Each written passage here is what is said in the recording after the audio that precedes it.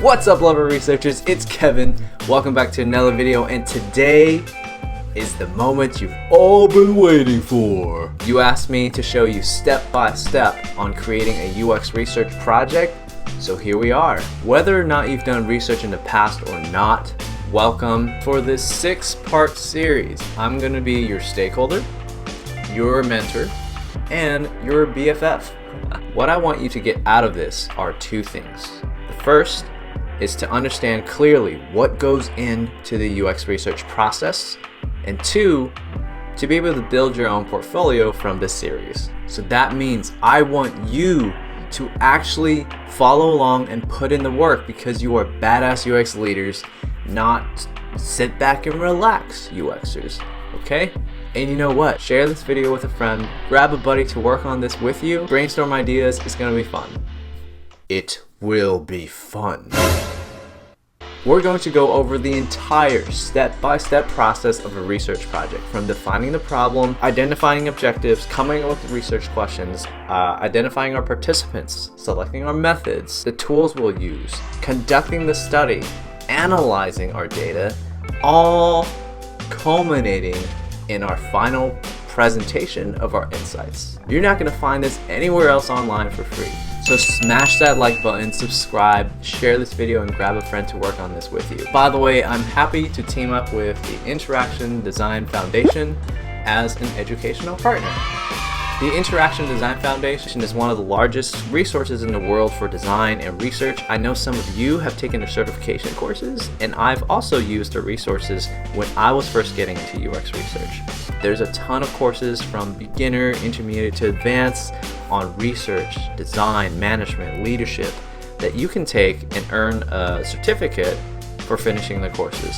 So I thought this would be the perfect resource for you to use as you go along, not just this series, but beyond, for your future career. So check out the link in the description below. If you use my referral link, you get 3 months of free membership with the Interaction Design Foundation. So go check them out. So if you're ready for this series, I'm ready. Let's get it! So the United States 2020 election is coming up, and with all the talk about voting, I remember a huge design problem. And the problem I have selected for this project is this. Let's take a look. This is a sample of the ballot in Broward County, Florida, the heart of the controversy over the razor-thin Senate race. It looks like a pretty standard layout, but take a look at this right here. The Senate candidates are listed under the instructions, and experts say that might have caused thousands of people to accidentally skip voting in the contentious Senate race. Kevin, what? We're not doing a project on an app or a website? This is madness! Madness. This is Sparta! Just kidding. The reason I chose this is because this is a real problem, a complex problem, one that has huge impact. I mean, the design affected an election. Let me say that again. The design affected an election. It's still in the lines of UX research, and I thought it would be a cool, unique project for your portfolio. And by the way, you don't have to do this one. This is just an example of the step-by-step process. People said that the way the ballot was laid out led to a major undervote in the Senate race. Now, I have two initial impressions of why this ballot sucks. Number one, if you take a look at it, there's no real guidance on where to start. The second thing comes from a human factors perspective. In the Western world, we know that people read in an F reading pattern. What's that? That means we read from left to right, top down. When you take into account this pattern, you scan the ballot, you see the instructions on the top left. If you don't understand Spanish or Haitian Creole, why would you ever scan to the bottom? You'll start reading to the right side. So that's my impression.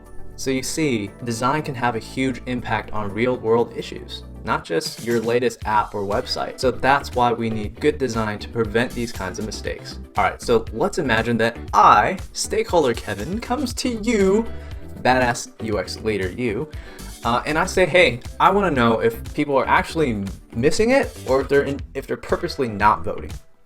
Does that make sense? Are people missing the senator race accidentally, or if they're purposely not voting for it?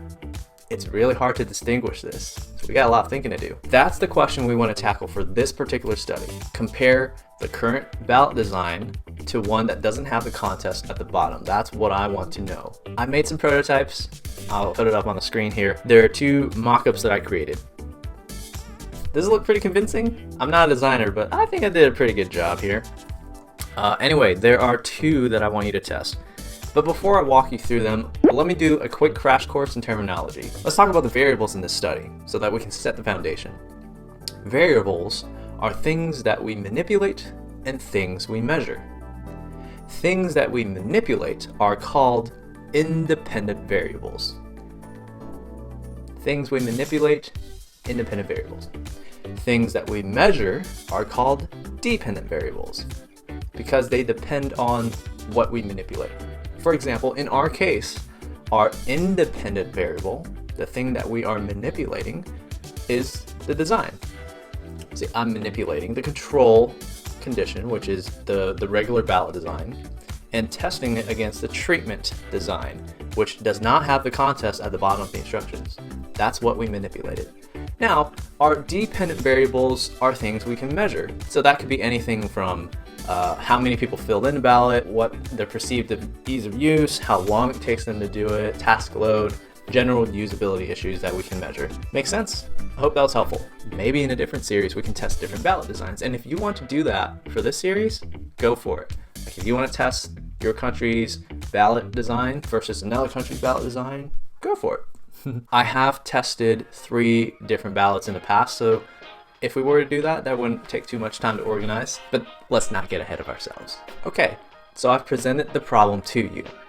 What's your next step? Well, if this were real life, I would expect you to be asking me questions. If you haven't watched my video on how to kick off the UX research process with your stakeholders, please watch it here or click in the description below right after this video. I think it's one of the more practical collaboration videos that I have on this channel, and I think it's extremely important for the scenario that we're going to be covering right now. If this were a real situation, I would expect you to ask me, the stakeholder, some clarifying questions, such as, yo Kevin, is that all you want to know? Are there other ballot designs you care about? What are your research questions? Sometimes information that is presented to you could be very broad, and it's your job to clarify those questions and then scope it down to make sure you are clearly addressing the main questions and the objectives. Since you're watching this on YouTube, I obviously can't give you real-time answers. So for the sake of this project, I want to decrease the amount of accidental undervoting. I want to know which of the 2 designs does better for this metric. And I also want to find out any general usability issues people have when filling in the ballot and why. Afterwards, I want your recommendations for improvement. Okay? Phew, that's a lot of information. If you're feeling overwhelmed right now, that's totally fine. It's okay. I'm here to help. Your next step is to create your own UX research plan. All the materials that you need will be in the description below, including the mockups and a research plan template that you can download. Before you make your research plan, go join the Zero to UX Facebook group or page. And full disclosure, I made a huge fail as a Facebook user because initially I created a page, not knowing the difference between a page and a group. I don't know. I don't think that's user error, but anyway, I have a page and a group now.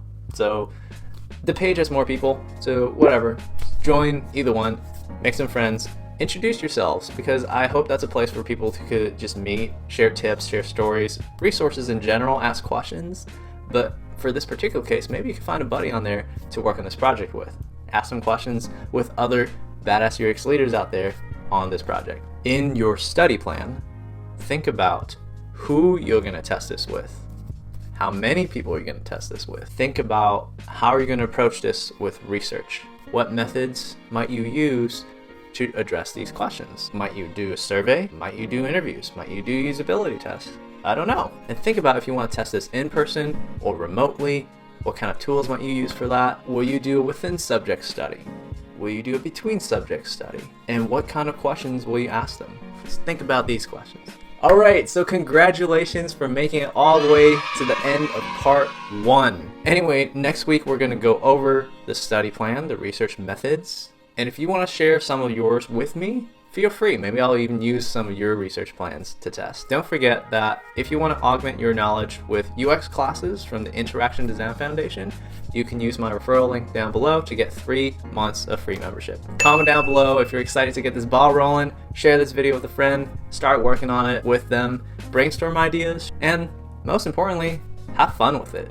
If you like this video, smash that like button and subscribe. I make all things UX research related to help you become the most badass UX leader. Mad love. Peace!